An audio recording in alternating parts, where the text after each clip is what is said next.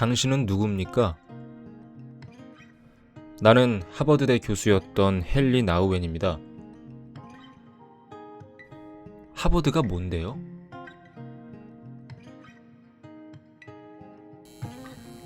안녕하세요. 책배입니다.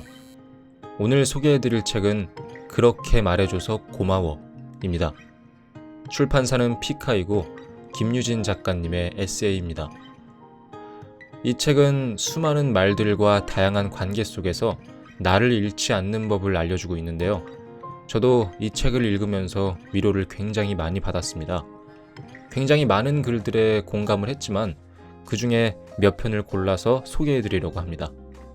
네, 그럼 좋은 시간 되세요.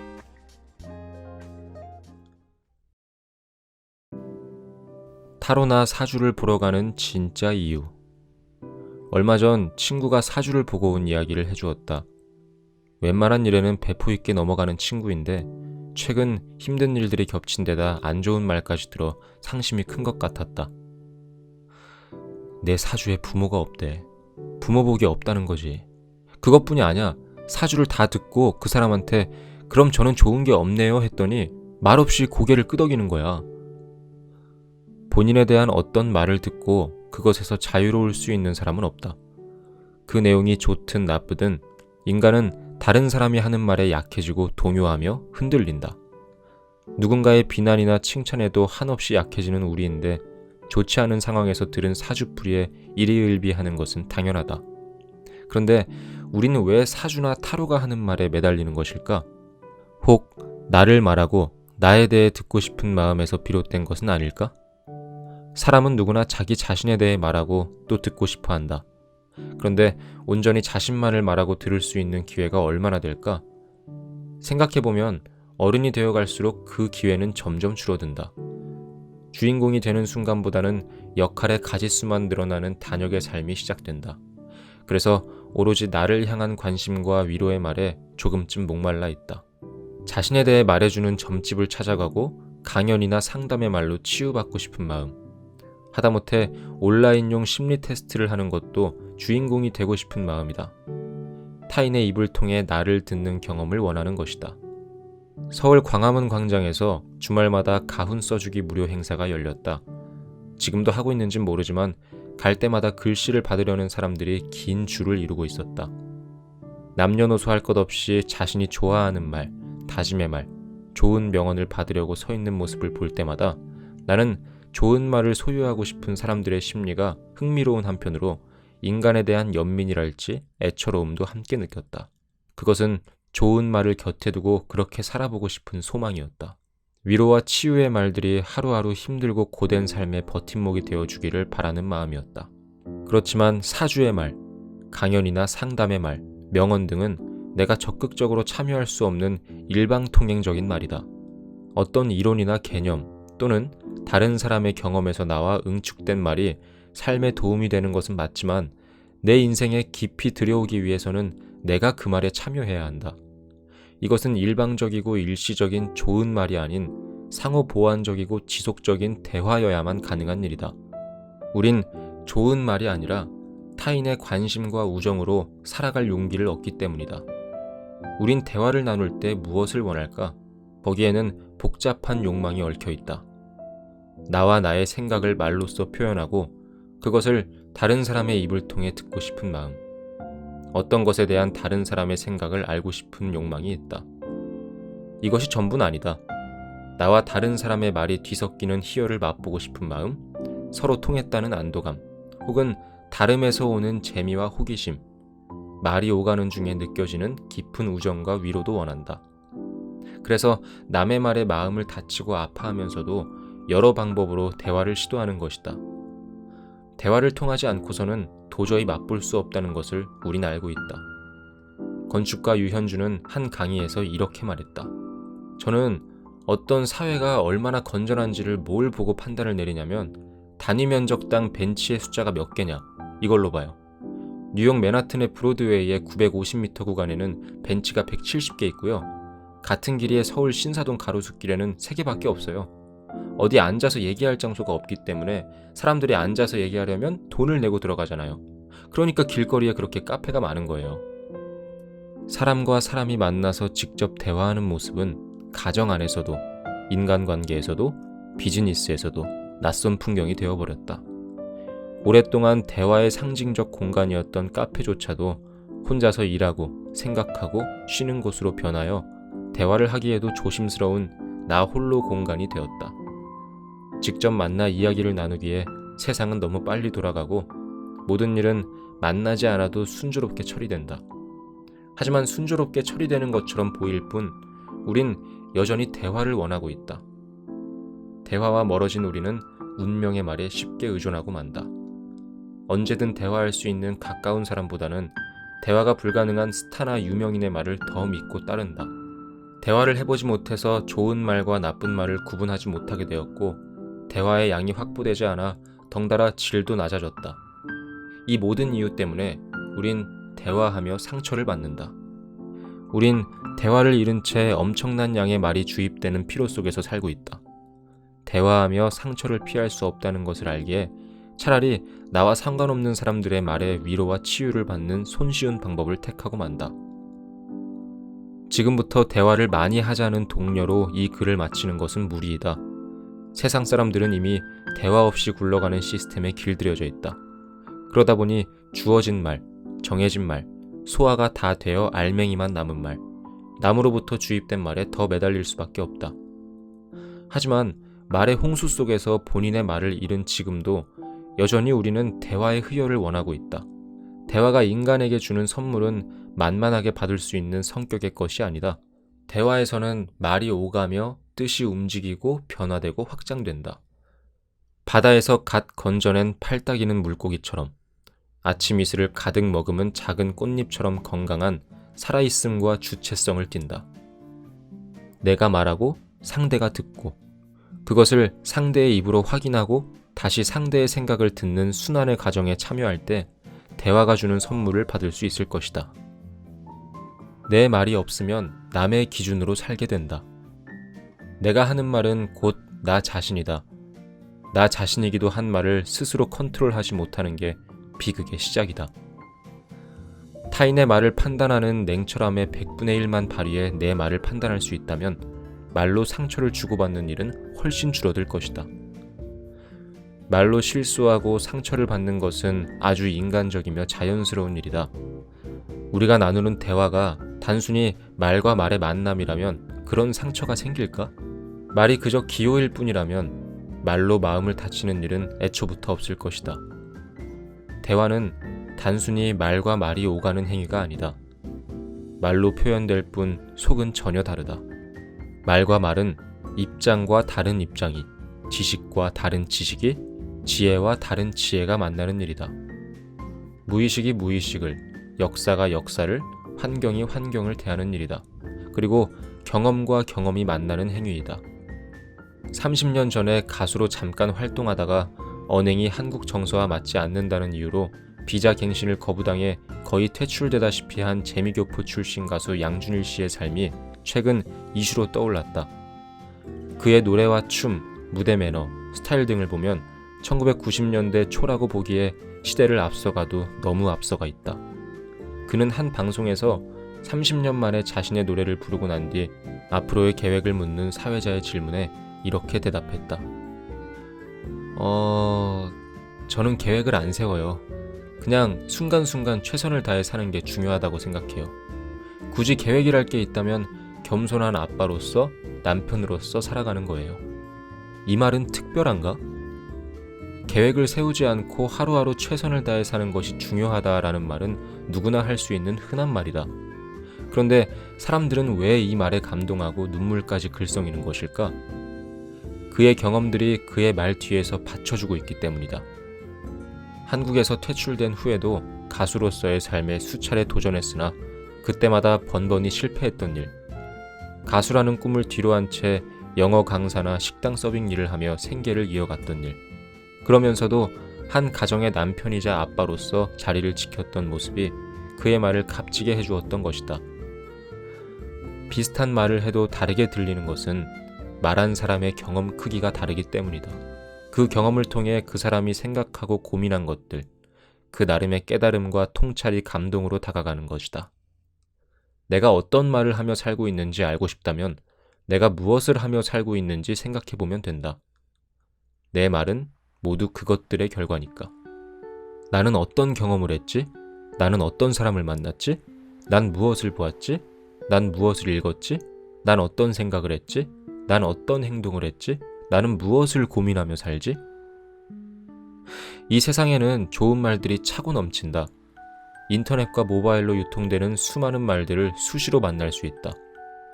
손만 뻗으면 누군가가 쌓아온 지식의 말, 통찰의 말, 위로의 말, 지혜의 말들을 얼마든지 모을 수 있다.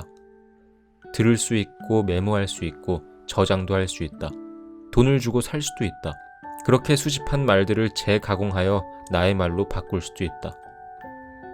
유튜브에 자존감을 검색해보자. 수만 개의 말이 나올 것이다. 그 말들 중에는 자신의 경험과 공부에서 우러난 말이 있고 다른 사람들의 말을 짜깁기 해서 만든 말도 있다. 둘 사이에는 분명 차이가 있다. 그 차이는 평범하지만 특별하게 들렸던 가수 양준일의 말과 그 말이 주는 감동에서 확인할 수 있다. 법륜스님은 남의 지혜를 모은 것은 지식이지 지혜가 아니다 라고 말했다. 우린 평소에 자신의 경험과 그로부터 깨달은 작은 지혜를 가지고 말을 할까? 아니면 다른 사람들의 지식과 지혜를 모방하여 말을 할까? 고백하건대 나는 후자의 사람이다. 경험하고 생각하는 것이 부족해서일까? 그보다는 나의 경험이나 통찰보다 다른 사람의 말이 더 멋있고 깊어 보이기 때문이다. 사람들은 자신의 경험이나 통찰에서 나온 나의 말보다는 유명한 말, 검증된 말, 쓰인 말, 인정받는 말을 더 선호한다. 그렇게 자신의 말을 잃어버린 채 주워들은 말을 가지고 살아간다. 나의 말을 잃은 채 살다 보면 나 자신보다는 다른 사람을 기준으로 살게 된다. 나의 것이 훨씬 더 값진 것임에도 불구하고 다른 이의 것을 추종한다. 이렇듯 나를 잃어버리는 것은 자기 말을 잃는 데서 시작된다. 자기 말이 없는 사람은 삶의 주인이 될 수 없다. 다른 사람들의 지혜를 수집하는 게 나쁘다는 말은 아니다. 사람은 다른 사람들의 도움 없이 한순간도 홀로 서 있을 수 없는 존재이다. 그러나 아무리 멋진 집, 비싼 옷과 가방, 재산과 명예가 있어도 그것들이 나 자신이 될 수 없듯 다른 사람이 한 말은 내 것이 아니다. 그것은 수집, 그 이상도 이하도 아니다. 그 말로 내가 할 수 있는 것이 아무것도 없기 때문이다. 그 말들은 나를 지켜줄 힘도 없고 더 좋은 것이 나오면 언제든지 다른 말로 대체되는 가벼운 존재들이다. 자기 언어로 말하는 사람의 말에는 힘이 있다. 자신의 경험과 그것에서 얻은 지혜로 말하기 때문에 진실하다. 자신의 경험과 지혜를 믿고 말하는 사람은 타인의 말을 존중할 줄 안다. 자존감과 자신감이 있어 실수를 하더라도 인정과 사과가 빠르다. 덕분에 남들과 갈등도 덜하다. 다시 한번 스스로에게 물어보자. 나는 어떤 말을 하며 살아왔을까? 끝내 열등감이 되는 것들. 나에게는 이상한 버릇이 하나 있다. 유명한 사람의 나이를 계산해보는 것이다. 저 사람은 몇 살인데 회사의 대표를 하지? 저 사람은 경력이 얼마나 되기에 저 자리에 있지? 저 사람은 언제부터 잘 나갔지? 저 배우는 몇 살에 자신의 인생작을 찍었을까? 작가가 꿈이었던 시절에는 젊은 작가들이 등단한 나이나 첫 책을 출간한 나이를 계산해보고 내 나이보다 많으면 이상하게 안심이 되었다. 그래, 나에게도 아직 기회는 있어.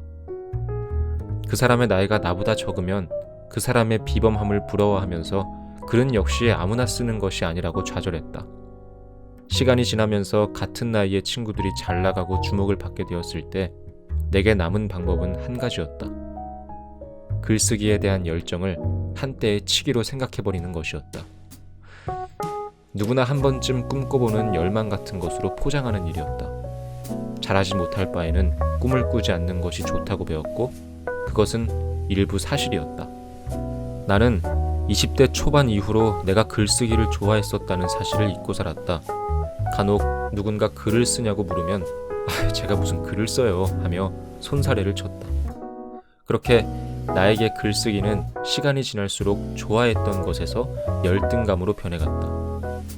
몇 년 전 출판업계 선배와 차를 마시며 이야기를 나누다가 이런 말을 들었다. B급 편집을 해봐. 거기 B급이잖아.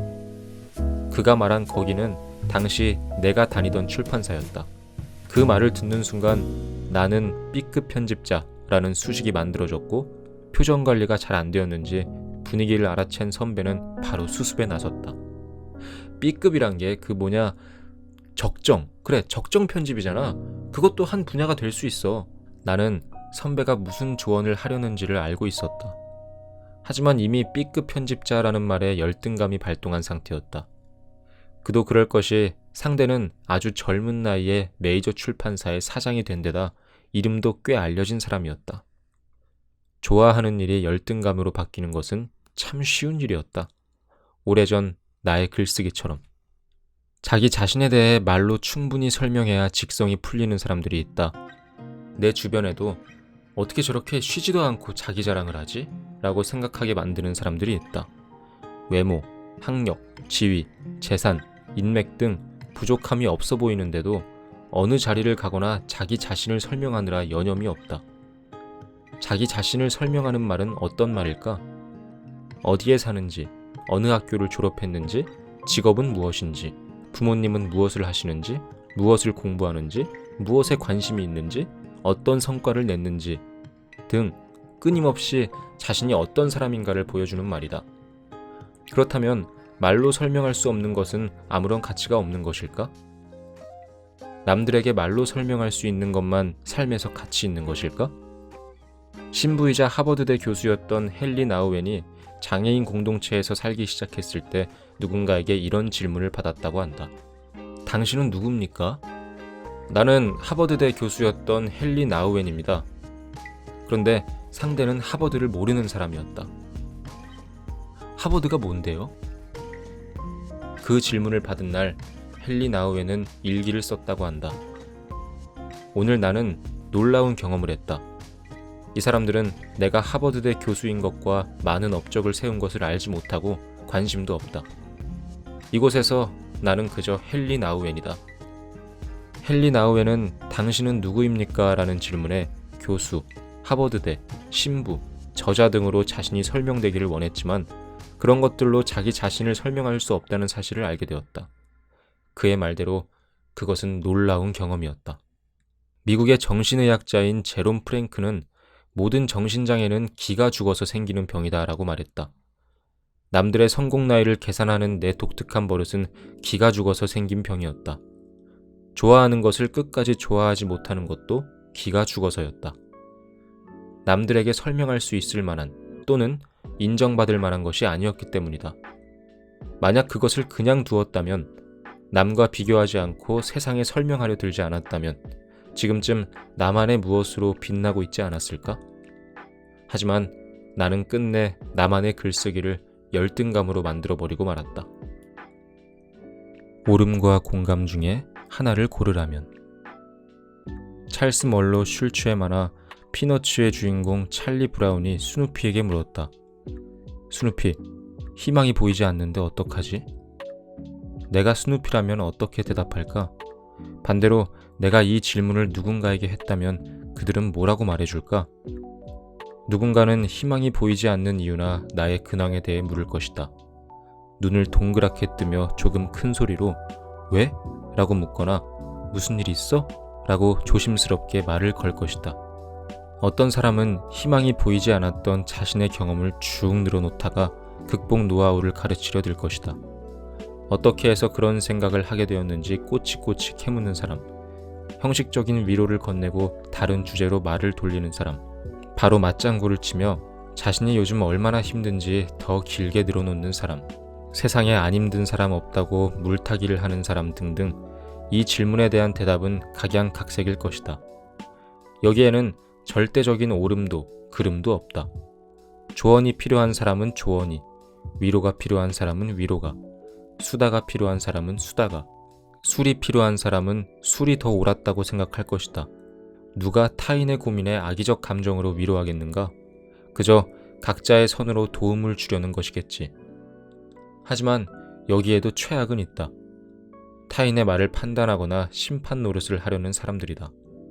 그런 사람은 스누피의 말에 이렇게 대답할지도 모른다. 희망이 안 보인다고? 그렇다고 희망을 버리면 되겠어? 네 인생만 힘든 것도 아니고 힘을 내고 일어서야지. 몇 년 전의 일이다. 동생이 속상한 일로 전화를 걸어왔다.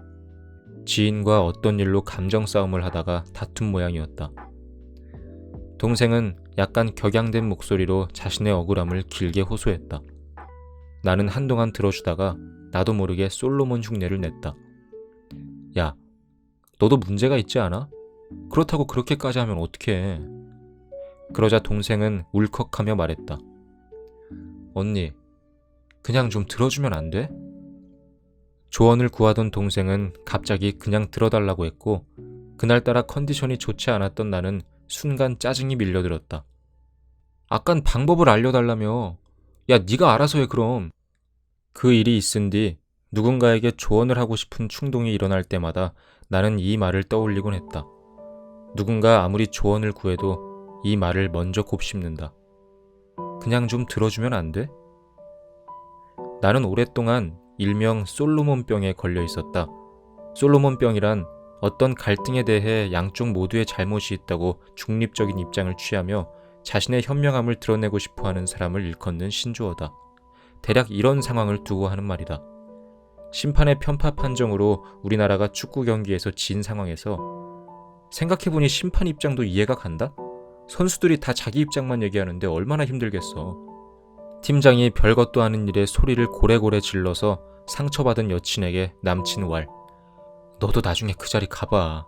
팀장이 얼마나 힘든 자리인데 그 입장도 이해해야지. 친구들과 장난을 쳤는데 선생님한테 혼자만 혼나고 온 딸에게 엄마 왈. 선생님이 애들 사정을 일일이 어떻게 다 알아? 너가 이해해야지. 모임 내 지인과의 갈등으로 마음이 힘들다는 사람에게 친구 왈. 들어보니까 둘 다 잘못이 있네. 계속 볼 사람인데 한 살이라도 더 먹은 네가 풀어. 나는 살아오면서 저런 말을 참 많이 했다. 그래서 친구나 지인은 많지만 친한 사람은 별로 없고 가까운 사람들에게 냉정하다는 평가를 곧잘 들어왔던 것 같다. 실은 냉정한 게 아니라 솔로몬병에 걸려 있었던 건데 말이다. 엄마가 시댁과의 갈등으로 속상해할 때도 나는 언제나 중립을 지켰다.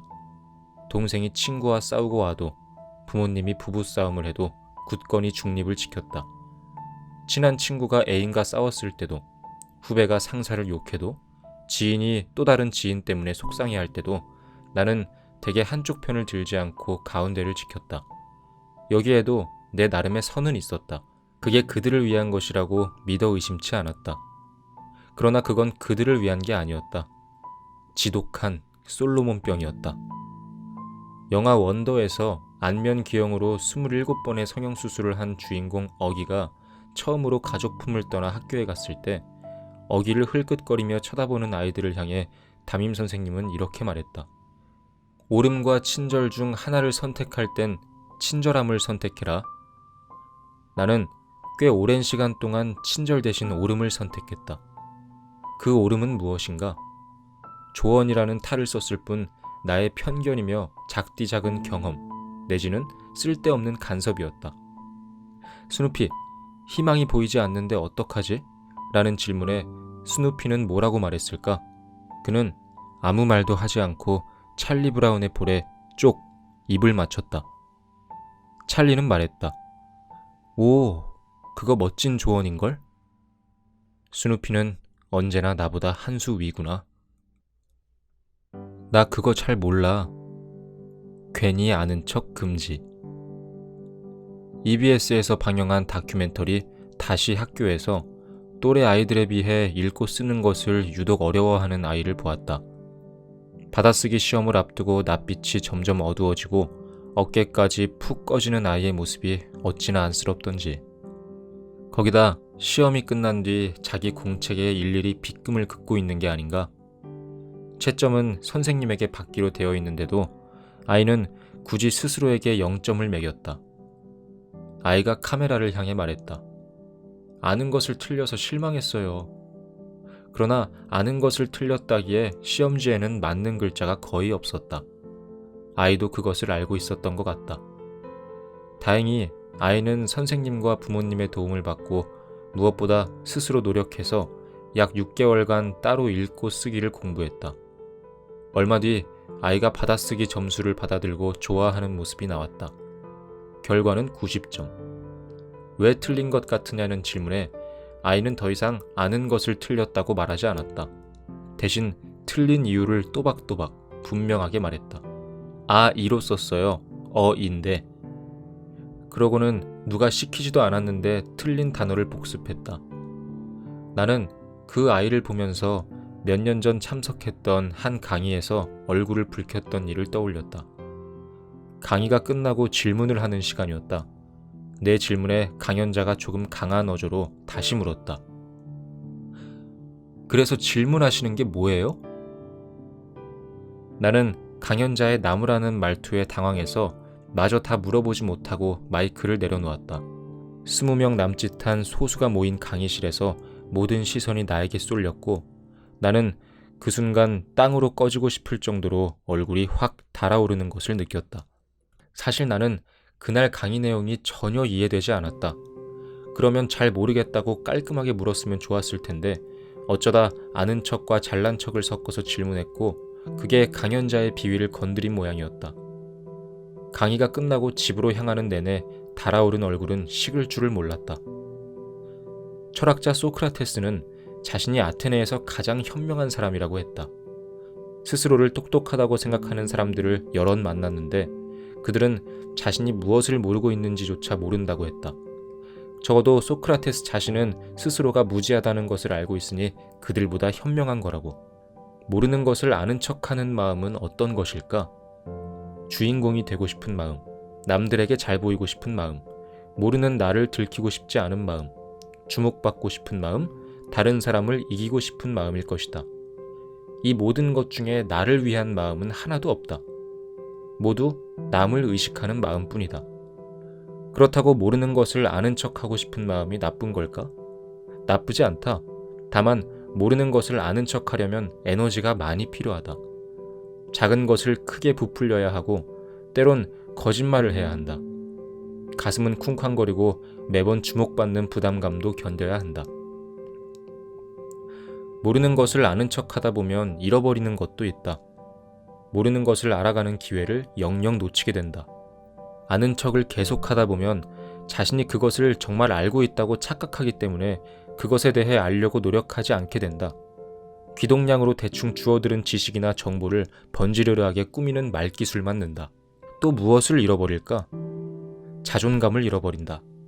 어떤 것을 잘 모르는 진짜 나는 계속해서 뒤로 밀려나고 아는 척하는 가짜 내가 앞서게 된다. 그러면 자연히 나 자신에 대한 사랑이나 존중은 희미해질 수밖에 없다. 어떻게 모르는 나가 아는 나보다 더 사랑스러울 수 있겠는가? 진짜 나를 찾고 사랑하기 위해서는 모르는 것은 모른다고 말할 수 있어야 한다. 잘 못하는 것은 잘 못한다고 말해야 한다. 그 말을 하면 희한하게 자존감이 올라간다.